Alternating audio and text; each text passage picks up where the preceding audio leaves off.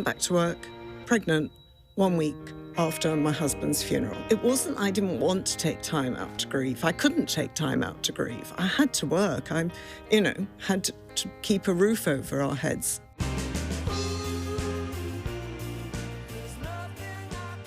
Welcome back to Crisis What Crisis, the podcast that aims to guide you towards a more resilient life and whatever it might throw at you. If this is your first time with us, then please do hit subscribe wherever you're watching or listening. It really does help make sure these, I hope, useful conversations are shared as widely as possible. Now, there's a phrase that's used frequently these days, a bit too often in truth, when someone feels overwhelmed dealing with their difficulties. We like to say it's a lot. Well, my guest today has every right to use that phrase. She's got a claim to the copyright, I think. In fact, a lot, in truth, doesn't even come close to the challenges that she's faced. Lindsay Nicholson is one of Britain's most successful magazine editors, running titles including Cosmopolitan, Prima, and most famously Good Housekeeping. A career for which she was awarded an MBE in 2018. So on the face of it, a brilliant, glamorous, and high-powered life. But Lindsay achieved all this, whilst her own life was marked with crisis, with drama, and the most unimaginable grief. In 1992, Lindsay lost her first husband, the journalist John Merritt, when she was pregnant with their second child, Hope. 5 years later, their 9-year-old daughter, Ellie, died from the same rare form of leukemia. Lindsay then faced her own 10-year battle with breast cancer. She came through, but then in 2016, in a series of events that followed a near-death car crash, her life unravelled in new and unexpected ways. The result? The end of her second marriage, a lost home, a lost job, and for a while, a damaged reputation. A set of circumstances that truly took her to the brink. As I say, it's a lot. That this remarkable woman is sat here with me today tells you, of course, that she came through. How she did that is what we'll spend some time talking about in this episode. How, with incredible depths of personal resilience, a word she has strong views about, by the way, Lindsay not only survived, but thrived. Her brilliant new memoir, titled Perfect Bound, the process by which a magazine is sort of held together, is not only a compelling read, it's in many ways a field guide on how to cope when faced with real difficulty. Lindsay Nicholson, welcome to Crisis What Crisis. Thank you. How are you today? I'm good. I'm good most days now. Very good. Well, it's lovely to see you. Lindsay, so much to talk about, but before we start, let's deal with this word resilience. You feel it's often misused. Well, no one can really define it. It's often misused. I think it's often misused to describe someone who is compartmentalising and not really dealing with what's happening. At one point in my kind of spiral into chaos, really, a doctor said to me, "I don't understand, you're very resilient." And my life was spiralling out of control. I think it's a stick to beat people with. I think it's a catch-all. I don't think it's very helpful. Such resilience as I can claim to have, I put down to family and friends supporting me, quite frankly. You don't think there's something in you? You don't feel that there's something, when you look perhaps at your family, your family history, or there's this argument obviously as to always of whether or not it's biology or biography, or is it a combination of those two things? I don't think it's biology. I think if you are fortunate enough to grow up in a loving family, and I think if you're fortunate enough to have a good set of friends. I mean, my friends I've been friends with for, my new friends I've known for 20 years, I'm someone who has luckily been around people who are there for the long haul. I've got a strong family. I've got a big Essex family, actually. I've got 13 first cousins. I'm lucky in that. There's strong base. There's always foundation. someone to catch you at some point, and different people can bring different things. I think that's why having this network of family and friends helps. Some people, depending on what's happening, can't really handle it. They're going through stuff of their own, but there's someone else. So less the word then, more the story in a way. And that's a story, obviously, that I'm keen to talk through today. But Lindsay, Perfect Bound is your second memoir. Your first, which I think was almost 20 years ago. Yeah. Living on the Seabed, that told the story of John and Ellie's loss. And as I said in my introduction, your unimaginable grief. That book ended, I think, with hope, with positivity, with your having found love again. But as we journalists like to say, it turns out there was more to follow. There was more to follow. Yes, I think I was of the view that I'd kind of gone through enough. Life had done enough. I deserved this happy ending. I believed I'd found my happy ending. I remarried. I had a great career, really fabulous career. I was very lucky. I believed that there was some kind of apportioning system in the universe whereby, you've done all this, you've worked really hard, and I had worked really hard. I'd been on my own for 10 years. I'd been very lonely, and I had my happy ending. And I thought that's what the universe had given me. Seeing it in story terms, yes, which is what we all do. We all do. Right? We all do. Journalists more than most. Journalists more than most. Yeah, we see it as a sort of narrative. There's some sort of narrative arc. Narrative arc. Always looking for the narrative arc. Yeah. Yeah. Yeah. So, as I say, the first book told the story of John and Ellie and the story of your grief. You knew, of course, that loss, that grief would be with you forever. But what you couldn't know was how the sort of trauma would reopen, how it would resurface later in life. And that's the truth about trauma, I suppose, isn't it? Which comes through so powerfully in your book, that there isn't an end point, there isn't a finish line. It's certainly not a competition. It's not something that you should pursue even necessarily, the completeness of trauma. When it comes to actually trauma does change your biology, and I think when you've been through really severe trauma, and not every horrible thing that happens produces trauma, but certainly the loss of a child, the loss of a young husband while pregnant, they are trauma-inducing events, and they're never not going to be there. I think what actually I found very difficult. So I had to work. I was a single parent, had to work. I went back to work pregnant 1 week after my husband's funeral. I mean, it wasn't I didn't want to take time out to grieve. I couldn't take time out to grieve. I had to work. I had to keep a roof over our heads. I'm just staggered. I mean, I know it was a while ago, Lindsay, but I'm just staggered that was... This is where my dislike of the word resilience comes from, you see, because I had to do it. I had a mortgage to pay. I had children to look after. And also, I had a great sense of what had been taken from me, what had been taken from my husband, who was he was chief reporter of the Observer newspaper. I had a great sense of what had been taken from me, and I didn't want any more taken. I was going to get out there. I was going to work. I was going to provide for my family. I was going to have a career. I was going to have two careers. I was going to have my career and my husband's career. And then when Ellie died... Is that how it felt? Yeah, you were working for both of you. Yeah, succeeding for both of you. I was. Yeah. I was very, very, very driven. And people would call that resilience. It wasn't. It was dissociation. I was dissociated from my grief. But in truth, if I'd stayed at home, kind of worked through my grief, one, I don't think I'd have been a very good mum. And two, when you go through trauma like that, it's always going to be there. It's always going to come back. So dissociation, but also denial, denial. In a sense. When you're walking through the door of the office, you're the editor. Oh gosh, yeah. That entire environment was just a completely different place for you to be someone else.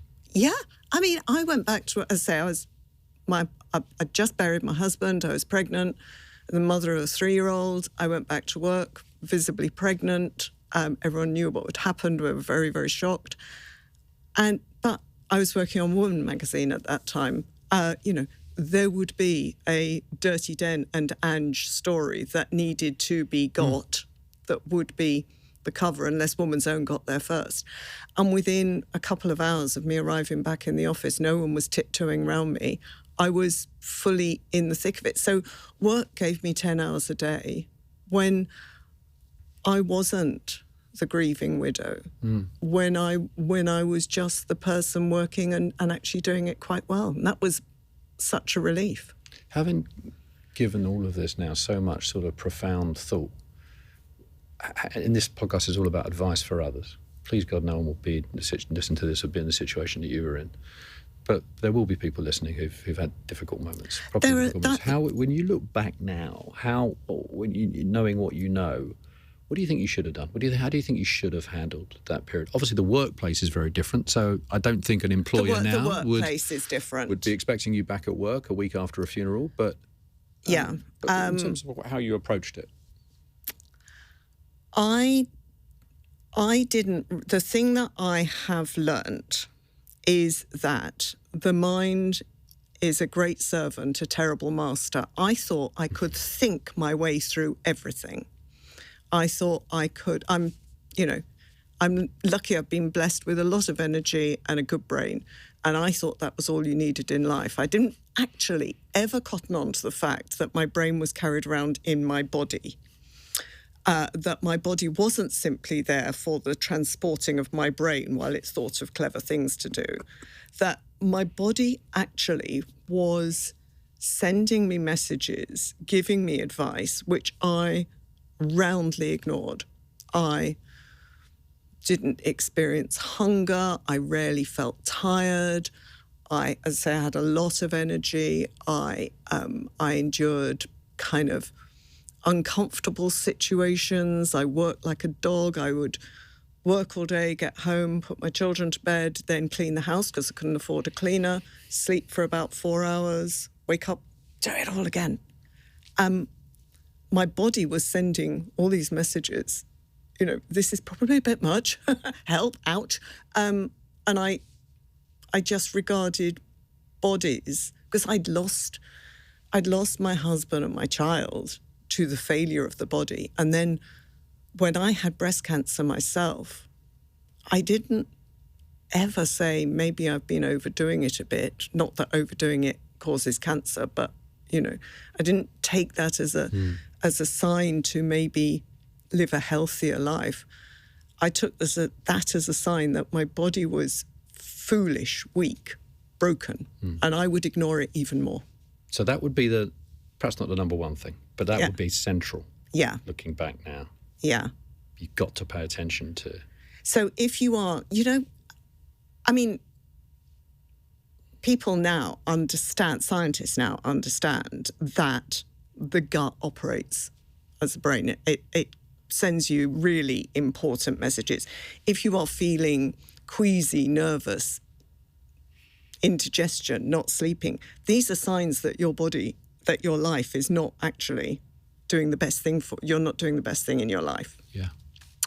I didn't know that. I thought it was just weakness and I would ignore it. Lindsay, tell us a little bit about John and Ellie. You've mentioned John was the chief reporter of The Observer, very talented journalist. Did you meet trainees? We met as trainees, yes, in the West Country. So it was my first day, my first job out of university, and I was a Mirror Group newspapers trainee and walked into the training room. He wasn't there because although he was also a trainee, was out on a news story, which I hadn't met him. I just thought it was the most glamorous thing in the world. It sounds like he was well ahead of the pack, if I can put it that way. I mean, he was working on nationals as he was training, it seems. He did. We lived in a rented flat in Plymouth, and he did a story about national prison guards at Dartmoor being members of the National Front, and we got death threats, but we didn't have a phone and there were no mobile phones in those days. So our first death threats were pushed through the letterbox. So yeah, he worked on the Sunday Mirror with that story when I was just doing people who were appearing at the Hoe Theatre. Yeah. And you get married? We got married. Ellie we were arrives. together from, so we met on the Monday. We were together from the Friday. It was a great love story. We married 3 years later. News wasn't for me, so I went into... And also, I was married to a man who was being called the greatest reporter of his generation. I was only ever going to be second best at that in my own home. So I went into magazines, which I loved right from the beginning. Ellie arrives. Yes. John knew that he would likely die before Hope, your second child, was born. But thankfully, he had no idea that Ellie would develop the same illness as he was. I think that's... I'm grateful he didn't know that. Yeah. You write in the book that that being a pregnant widow, which is how you found yourself, is in many ways a sort of ultimate contradiction, I think, of the words that you use. Yeah. You're grieving and yet you're full of life. Yeah. You seem certain from reading the book that your grief would impact Hope's health. Yes. You were very... Yes, and I think that... understandably concerned about the impact of the trauma then. I didn't think I would give birth to a live child. Really? My grief was so great. I wasn't looking after myself. I was, I just didn't think it was possible for life to come from death. And of course, I didn't know anyone who'd had a posthumous child. I didn't have any sort of grief counselling. I was pretty much left to get on with it. The beautifully and very aptly named Hope is born and is well, and you focus on a life anchored around your two daughters. You're a single mum, as you mentioned. You throw yourself into work. You're succeeding brilliantly. You were a tour de force. You were building a brilliant reputation as a brilliant magazine journalist. You land your dream job, I think, with Good Housekeeping, which is a huge task. This is the reinvention of a brand. We touched on it a little already, but work had become a sort of refuge. Absolutely. Oh, I love work. Yeah. I was more at home at work than I was at home. Home was... I love my children, but after Ellie died, home was a reminder of all of the grief, all of the pain. I could go to work, and as I say, going to work, people might look at you oddly for a bit, but then you're busy. Deadlines, aren't they fantastic? Because they solve a lot, don't they? They do. It's not a sustainable. It's not a sustainable. Well, I managed to sustain it for a long time. Yeah. But that was my solution. Find yourself a deadline. Actually, when you look back at that period of your time, when you're throwing yourself into work in that way, again, when I'm thinking about lessons for others, not necessarily a bad thing to find something to fully immerse yourself in. As long as you are as long as you keep your mind open to, obviously, the physical side, as you mentioned. Yeah. Well, keep your mind open to the messages your body is telling you, because you can push yourself too hard, because pushing yourself quite hard feels good. And you know what? If you work really hard in a sort of traumatized way at work, you're very well rewarded. You go to work for 10 hours, trust me on this, I don't need to tell you. You go to work for 10 hours a day, you think of nothing else. You absolutely blast through all the work. You're not having headaches, hangovers, days off, kind of crises, going to the school play, that sort of thing. You're just like a work machine for 10 hours a day, 5 days a week. You're going to get promoted. You're going to get pay rises. You're an employer's dream. Yeah. You're going to win awards. And they're not doing anything wrong. They're just, wow, this is a machine for work. Isn't she lovely? We'll give her a promotion. We'll give her more money. So you can be fooled into thinking you're doing the right thing. But the other side of it is grief is not an illness. You don't need to be wrapped in cotton wool. You don't need to say that your other ambitions in other areas of your life have to go because you've suffered a terrible loss. And there was an anger in me about that as well, that people just thought I would just stay home, maybe kind of write something occasionally. And that wasn't what I wanted to do. So, but you have to pay attention to the messages that your body is sending you. 1997, Lindsay, Ellie Falls unwell. She was 9, and she is diagnosed with the same cancer as John. You spent 240 nights sleeping with her in Great Ormond Street. Yeah. Obviously, because of her age, there was a feeling that actually maybe we can find a way through this. The younger you are with leukaemia, the higher leukemia in children is about 98% curable, but that means there's 2% that isn't. And that's the thing about statistics. You can be anywhere you like on the statistics. Yes. And you were living in that 98%, I imagine, for all of those I really nights. didn't believe it could happen again, and I thought we were in the 98%, because why wouldn't you think you were in the 98%? Of course. You lose Ellie, for which I'm very sorry. And you become, your words, mad with grief. But still functioning, still working, as you say, back to work. Yeah. On the subject of grief, you wrote an article in 2002 in which you said you lost around a third of your Christmas card list through that immediate process of grief. We've talked to people on the pod before about this, how others should react, behave in the orbit around those that are suffering. That was quite a long time ago now. Is your view, how do you view how those of us who find ourselves in that space should behave? Well, there are three kinds of people. Luckily, most of them are pretty sensible, full-on. Actually, never think that you can make it worse by what you say, because you can't. Nothing anyone was going to say to me was going to make me feel worse than I already did at the loss of my 9-year-old daughter. So say what you like. There are those who I think are so troubled by their own feelings around this that they find it easier not to be in touch. And there are those who love a bit of a drama.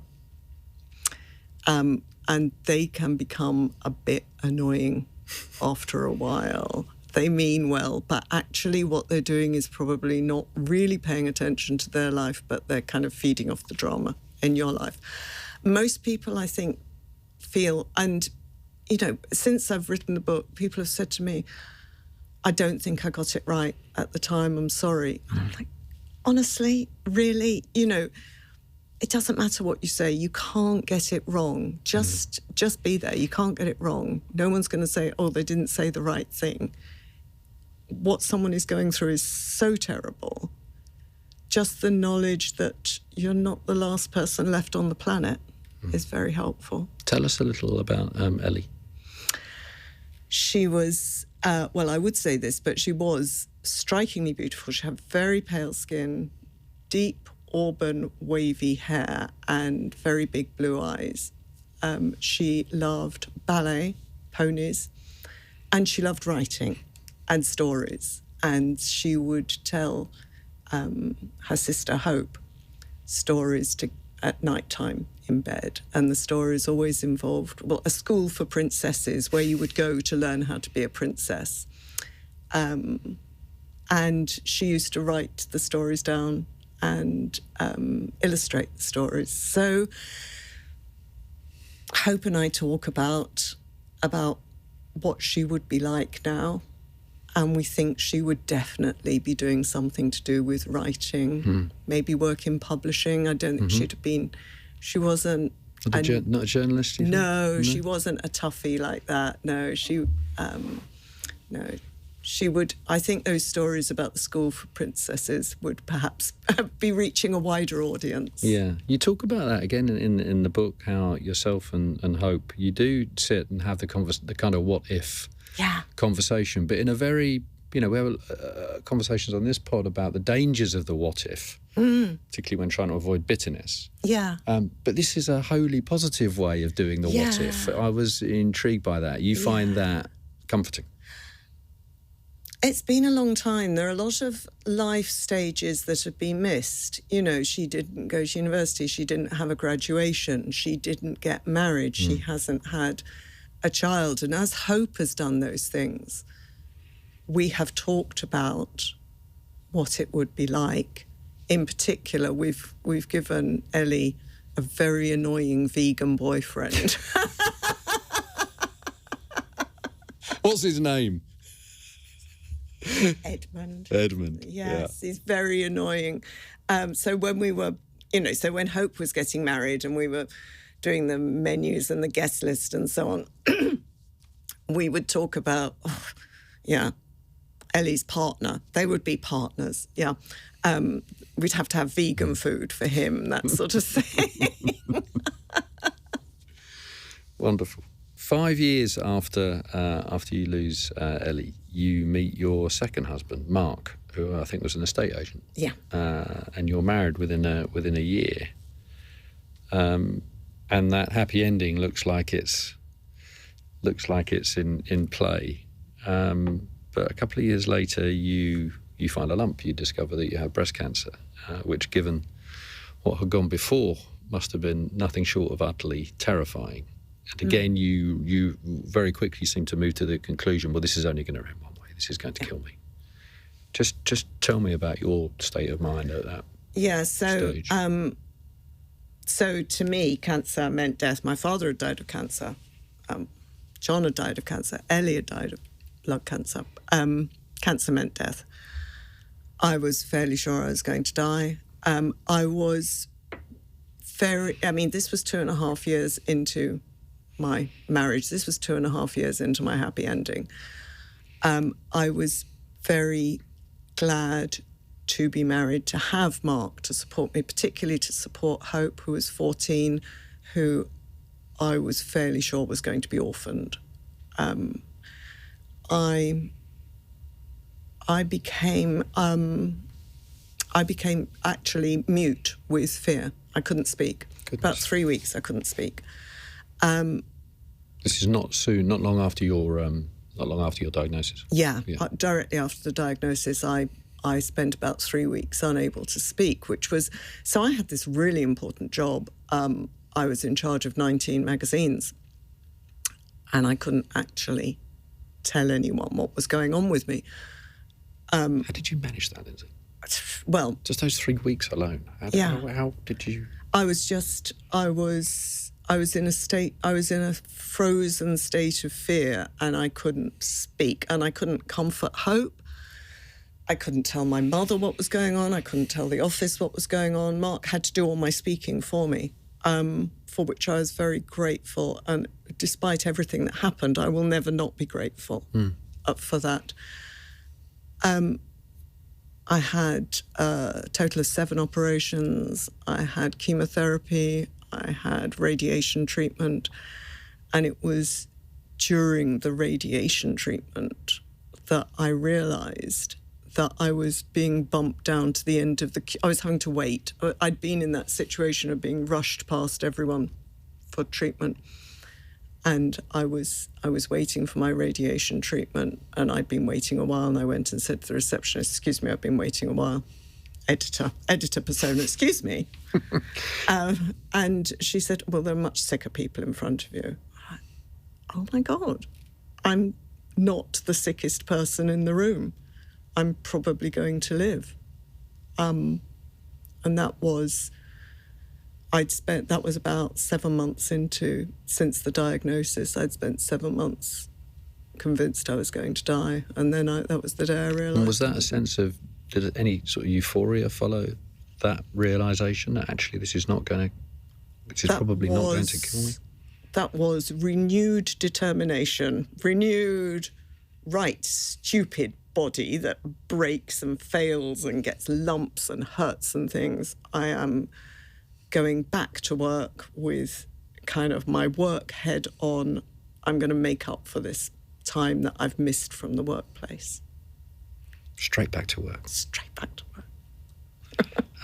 I mean, there was a long period, although you'd reached that point with your treatment, the treatment actually continued for many years. Yeah, I had, so after I had tamoxifen and another drug, and that gave me osteoporosis, so I had to have treatment for osteoporosis.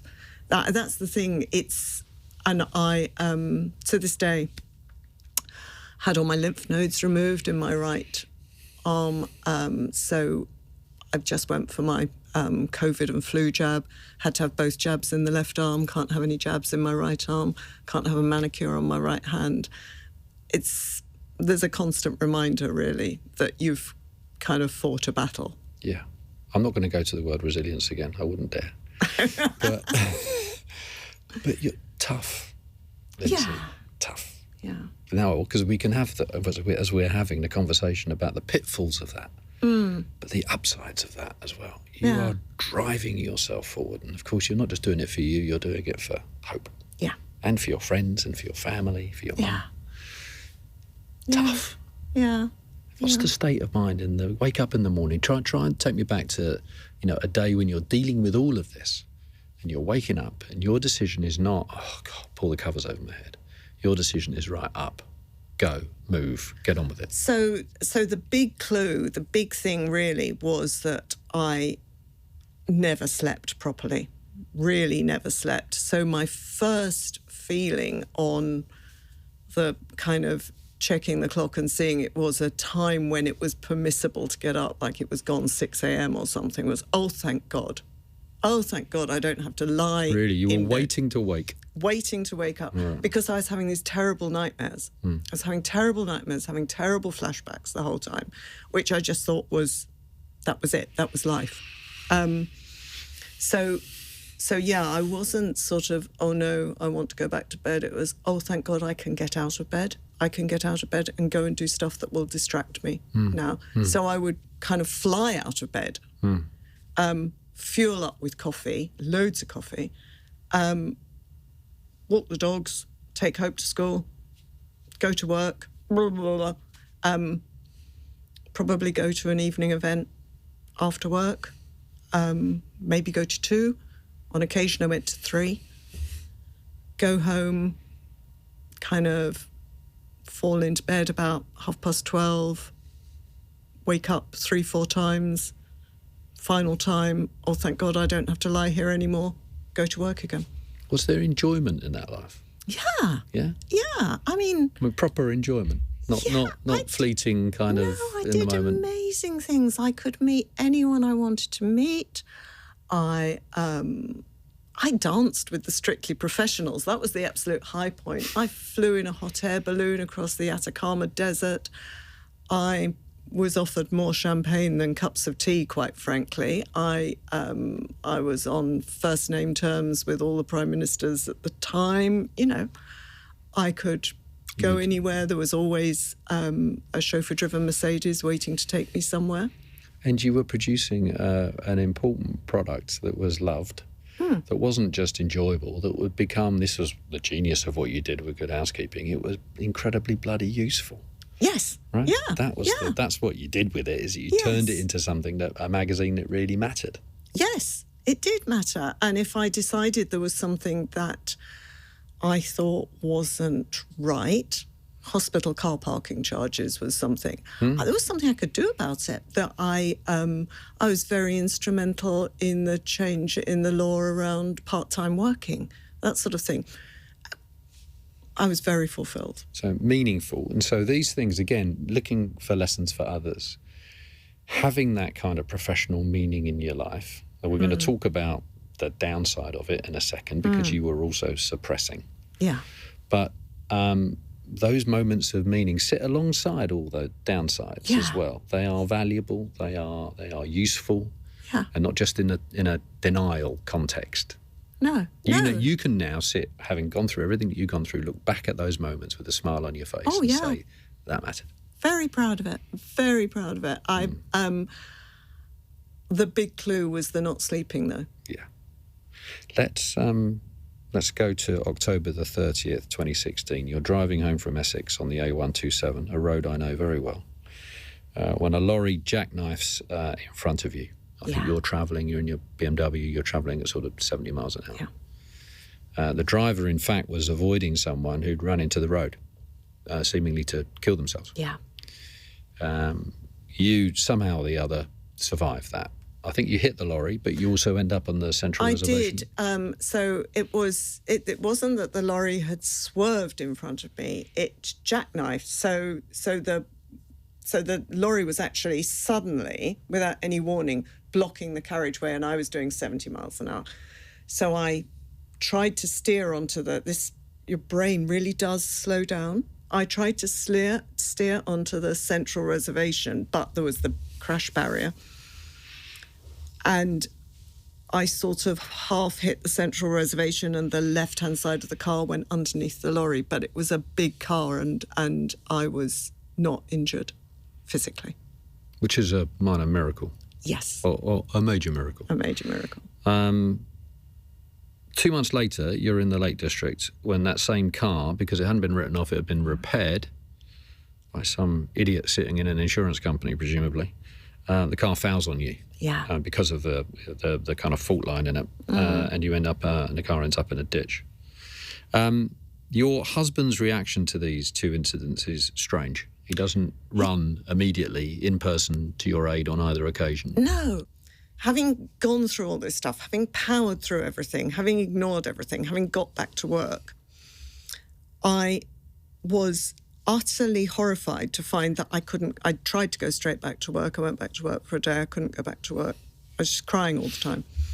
And I didn't know what was wrong with me because I'd come through far more rather. This was less than I'd dealt with before. And so my husband was behaving very strangely, but you didn't connect. I assumed all the responsibility. I thought it was me that was behaving strangely, not him. Right.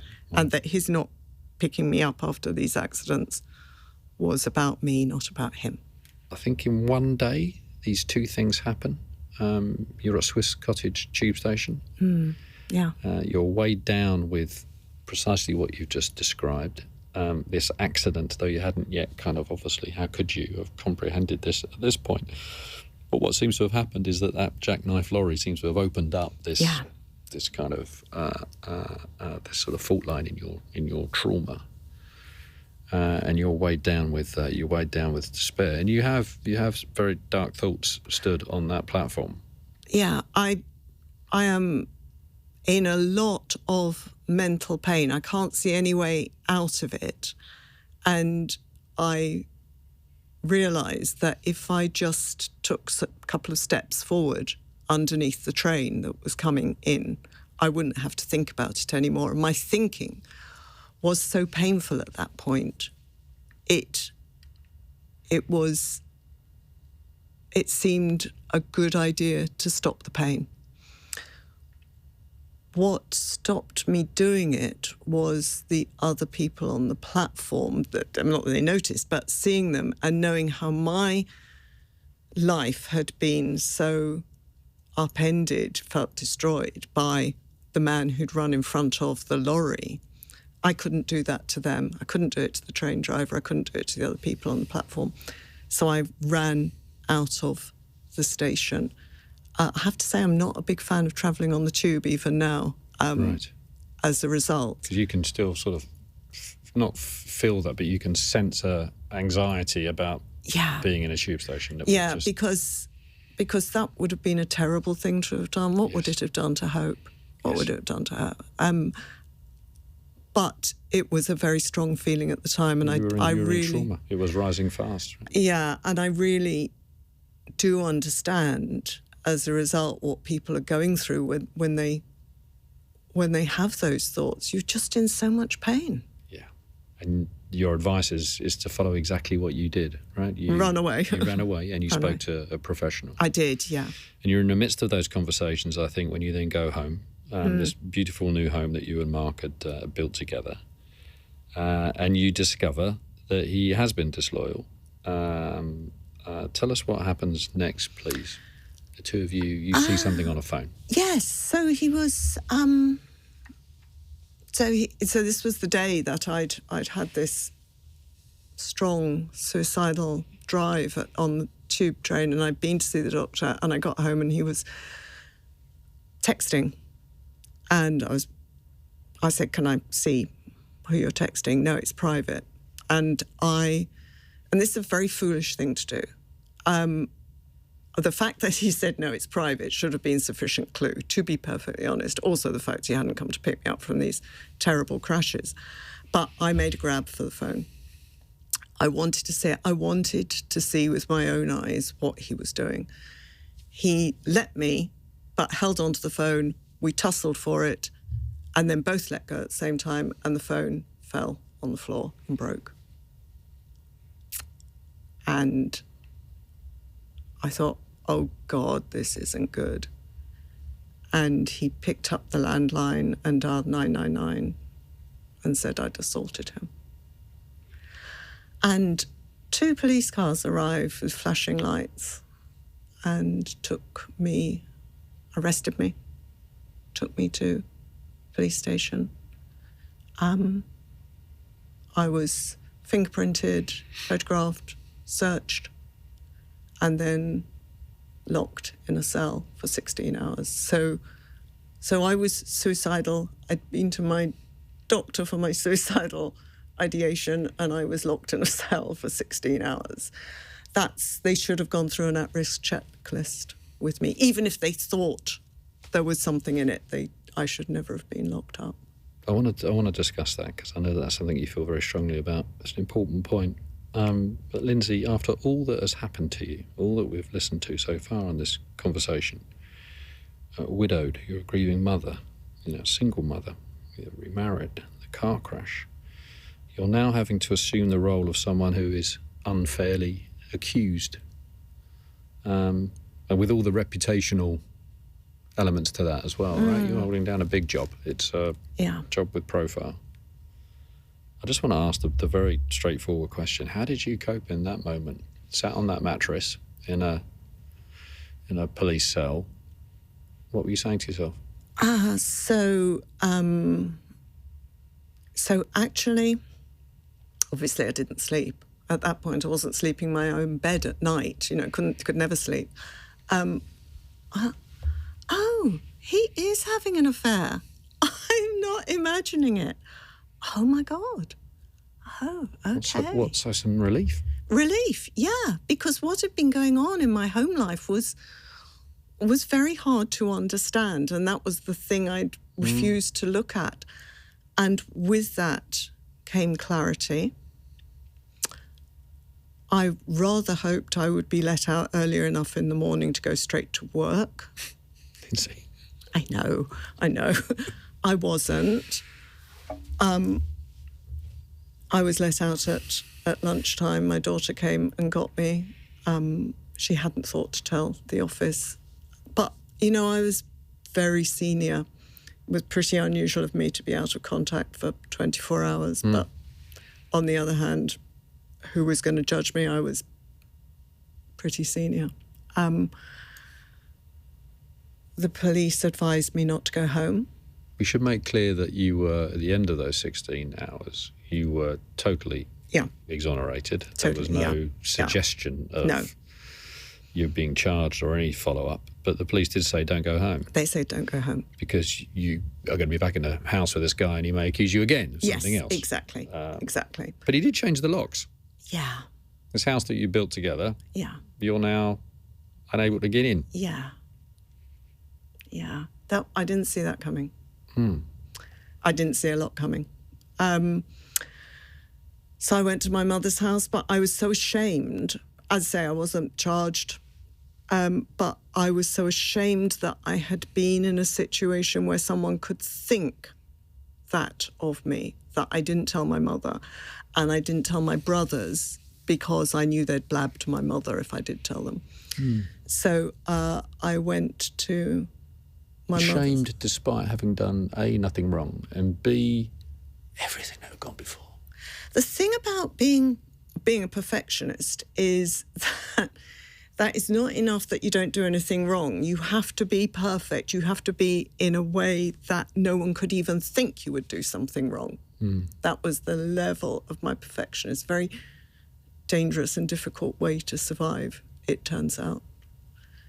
So I went to work. It was a sort of line of defence that you built for yourself, and you felt that by even going close to it, you risked that falling in. Yeah. I will, terrible things happen. I will make everything so perfect so that nothing terrible can happen. Oh, it's happened again. Clearly I wasn't perfect enough. Let's just touch on this point that I know you feel very strongly about, but there was no conversation with you about your backstory.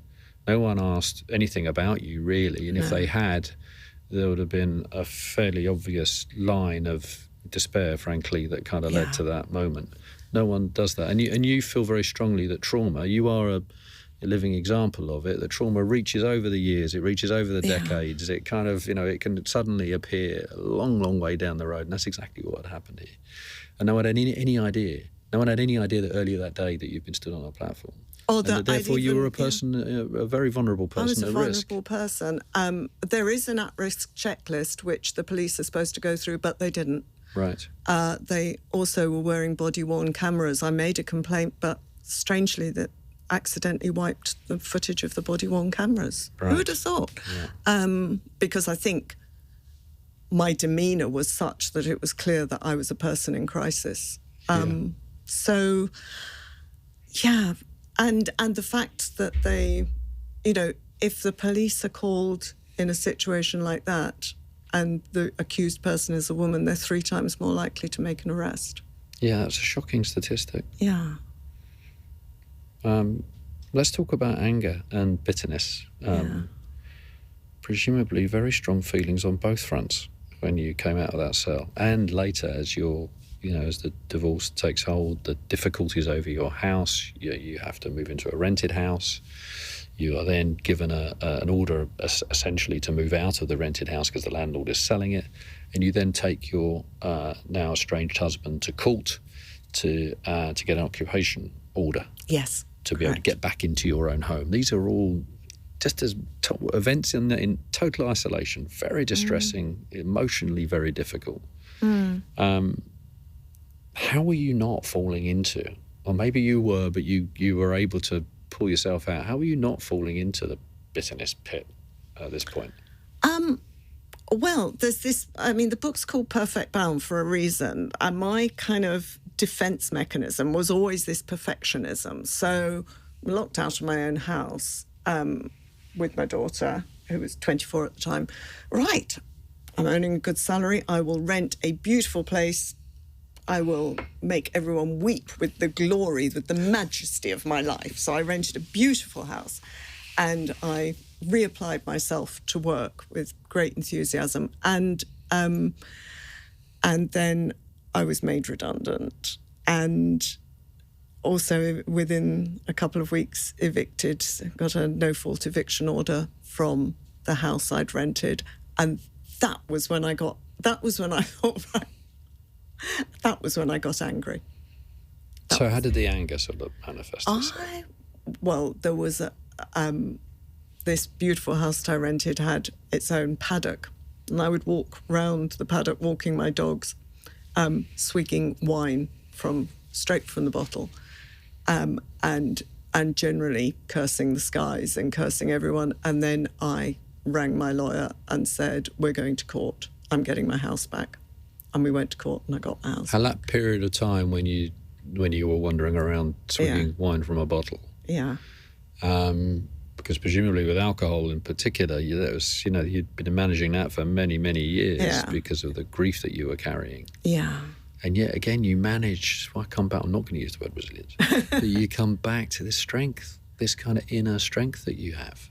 Yeah. That is, forged in the most appalling of circumstances, but it is there.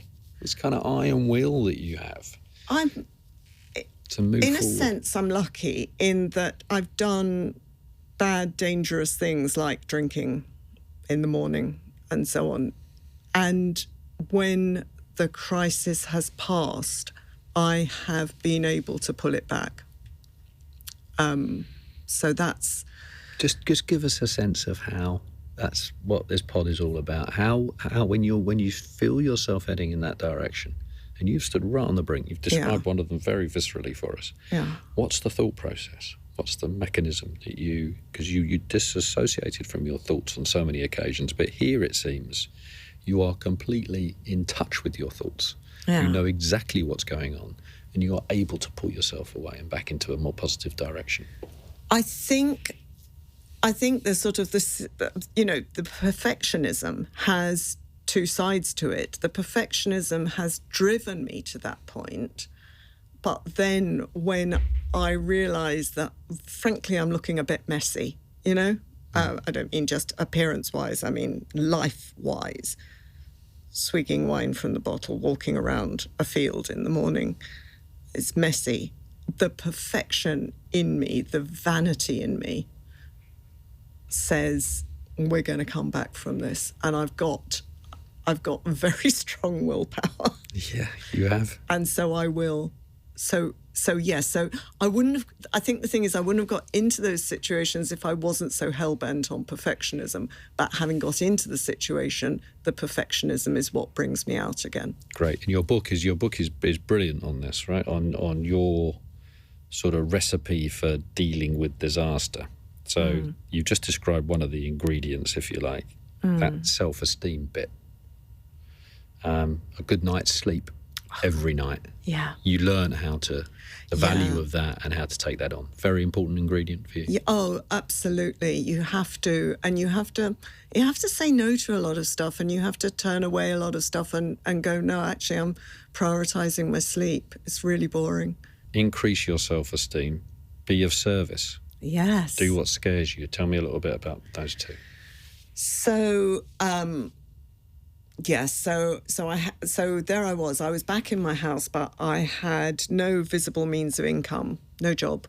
And it was the year that all of the glossy magazine editors were being made redundant. So there were no jobs. No one wanted editors anymore. I know what I'll do. I'll be a life coach. I'll tell other people how to live. I mean, can you imagine anything more? No, you laugh stupid? about this. I don't know why you laugh about this, because that's exactly the sort of person you want. At that point. Yes, I speak. I've got a little bit of skin in this game, so I have to declare a slight bias. But you want people who've lived a life, but you right? don't want someone who's had it easy. You don't, but you do want them to have come through the crisis, and I definitely wasn't through the crisis. So I decided to train as a life coach. I went to California, and I learnt a lot about psychology, which I had no clue about prior to that. And one of the courses that we went on was using equine therapy, using horses for people to help them deal with a variety of things.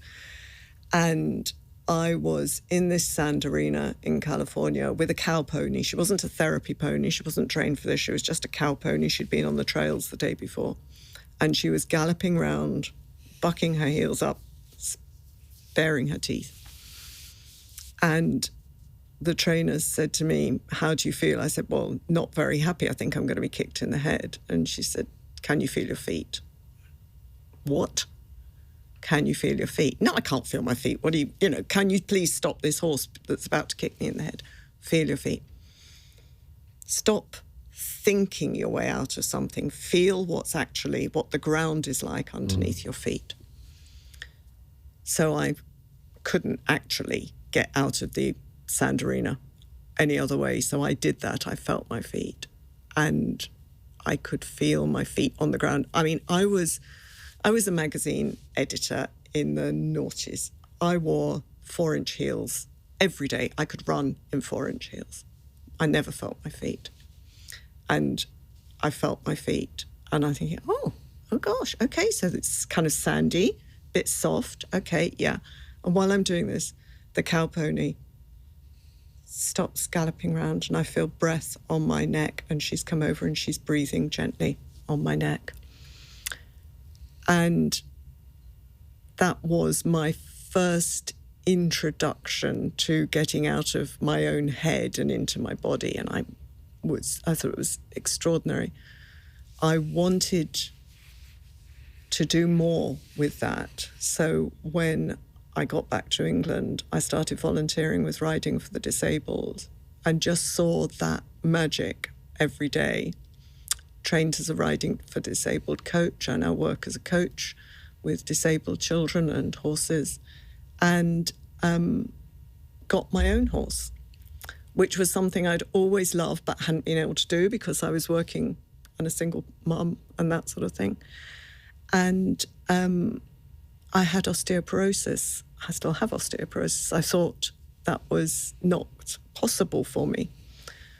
But through working with disabled people, I know now what the risks are, how to moderate the risks, and that some risks are worth taking. So I did what scares me. And so two things: be of service. If you find yourself locked out of your home, unemployed, etc., find a local charitable organisation, get down there and offer. People think I went down there and said, "What can I help with your communications thing?" No, I went down there. They gave me a bucket and a spade and said, "Right, you can follow the horses and pick up the poo, but don't pick up the poo until we tell you." Right, okay. I'm used to running 19 magazines and websites, and now I can't even pick up poo unless I'm told to do it, and that was absolutely fine. And I formed a circle of friends there. We hang out together, we have cups of tea and biscuits together. And I then, as I say, got my own horse, scared myself silly a few times, and discovered that scaring yourself silly isn't the worst thing in the world. Wonderful. I love all that. As I say, it's a clunky Good Housekeeping reference, but an amazing recipe for dealing with disaster. Thank you. Your book is also, it strikes me, a love story. The story of you and your daughter, Hope. And it's dedicated to her daughter, your granddaughter, Cora. Yes. She'll have your books to read, of course, Lindsay, but if when she is ready and you want to prepare her for what life might bring, what will you say to her? Well, the most important thing I think I can do is to be in her life. So I look after her every Monday. Not today, but most Mondays. And I see her. In fact, I'm moving. The reason I'm not there today is because I'm moving house to be very close to her, and so I intend to be in her life, and that's the most important thing that I can do. And the other thing is this living in her body. Of course, children do live in their bodies. You know, she yells when she's hungry, she laughs when she's happy, and my daughter's very good at that too, but I will be there on hand, making sure that she doesn't lose maybe not yelling when she's hungry. Eating when she's hungry, that's good. Yeah. And sleeping when she's tired. You know, now she's at a thing where if she's a bit tired when she's crawling around on the floor, she'll just lie down and go to sleep, and I don't want her to lose that. Well, how lucky is she to have you as her grandmother? And how lucky are we to have had you on the pod? Thank you so much for sharing your story with us. Pleasure. Thank you.